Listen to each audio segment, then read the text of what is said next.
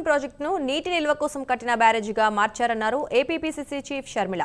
పోలవరం ఎత్తు 45 నుంచి 41కి తగ్గిస్తుంటే పార్లమెంటులో ఒక్కరు కూడా నోరు మెదపలేదన్నారు.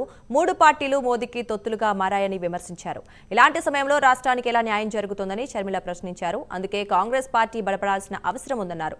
కాంగ్రెస్ అధికారంలోకి వస్తేనే విభజన హామీలు నెరవేరుతాయన్నారు. అలాగే మోదీ ఎమర్జెన్సీ గురించి మాట్లాడడం ఆశ్చర్యంగా ఉందన్నారు. మోదీ 11 ఏళ్ల పాలనలో ఎమర్జెన్సీని మించిన ఎమర్జెన్సీని చూశామన్నారు షర్మిల.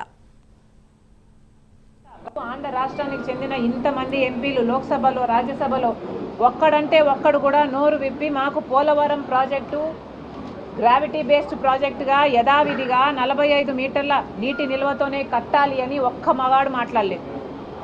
ఒక్కడికి దమ్ము లేకపోయింది. ఈ రోజు వరకు కూడా పోలవరం ప్రాజెక్టు నిజంగానే ఒక బ్యారేజ్గా మిగిల్చే ప్రయత్నం చేస్తున్నారు.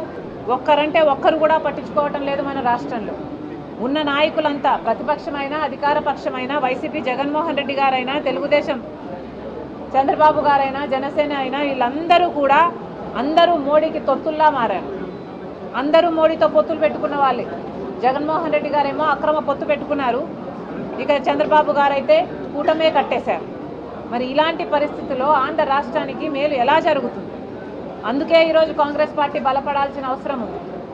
కాంగ్రెస్ పార్టీ బలపడాలి. కాంగ్రెస్ పార్టీ అధికారంలోకి రావాలి. రాహుల్ గాంధీ ప్రధానమంత్రి అయితేనే ఆంధ్ర రాష్ట్ర ప్రజలకు మేలు జరుగుతుంది. విభజన హామీలలో అన్ని హామీలు నెరవేరుతాయి.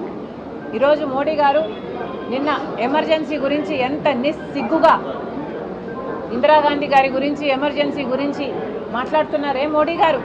మరి మోడీ గారు సమాధానం చెప్పాలి. ఎమర్జెన్సీకి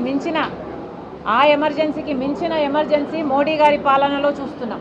ఆంధ్ర రాష్ట్రానికి చెందిన ఇంతమంది ఎంపీలు లోక్సభలో రాజ్యసభలో